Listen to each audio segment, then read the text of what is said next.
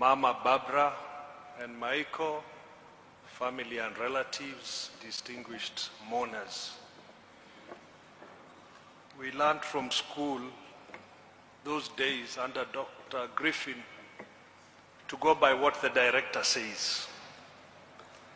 So I think the director conspired with another old boy who is the MC, that because in another forum they are all under me, I should say something. So perhaps let me start by acknowledging the entire Starehe fraternity, both boys and girls, alumni, to stand up wherever you are. Please.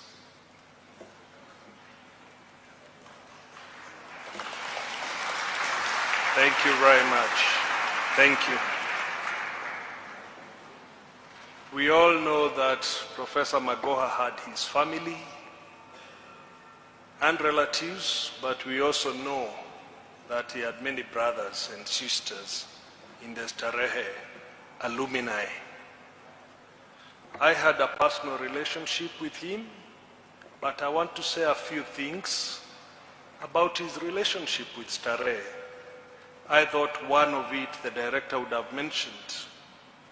He was very close to Dr. Griffin, and in 2005, that evening, one evening when Dr. Griffin passed on, and I called him, and he said he wanted to take charge of looking after the remains of Dr. Griffin. And I think he supervised the entire work of preserving that body in a way that he used to tell us it could stay for 200 years. And that is how close he was to Dr. Griffin. The second one that I remember about Starehe is the day he was sworn in as a cabinet minister. He actually called me and told me to pass a message to the director that now that he was a minister for education, the management team and the director needed to work hard, because from where he sat, he could not be seen to give any favors to Starehe boys. And that was a principle in which we all knew Professor Magoha to be. I recall an event, again a sad event, when he lost his mother, and I went to Marenyo village in Gem for the burial. And when he saw me, he asked me, "Why didn't you tell me you were coming?" And I told him, in the Starehe Brotherhood, I cannot tell you I'm coming to bury my mother. I just show up. And although many people think that Professor Magoha never smiled, he actually smiled and laughed. In his days as a VC, especially in the early days as the Vice Chancellor of University of Nairobi, he had difficulties with the Ministry of Education. And the Minister for Education was the late Saitoti. And I'm the one he talked to who brought them together because he needed funding from the ministry. Perhaps many of his secretaries at the university will recall I used to come there for a cup of tea. Now they know what we were plotting as brothers, to have the Ministry of Education support the University of Nairobi.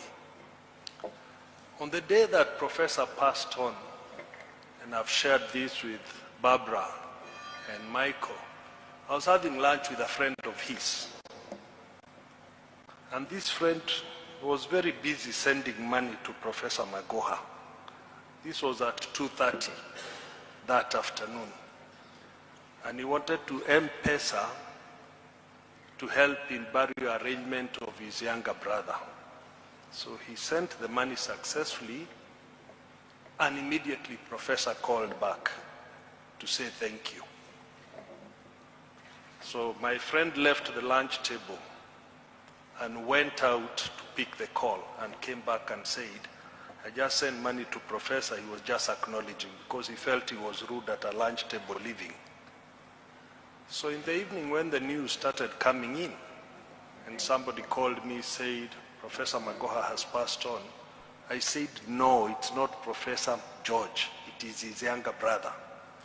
because I did not believe that being privy to a conversation at 3 o'clock, somebody can then leave us 2-3 hours later. But that's what life is all about. That we live in this world at the grace of the grace of the Almighty. And that every minute we have is a borrowed minute. And that we need to do what we can to leave this world better than we found it. Fare thee well, our brother, Professor George Magoha.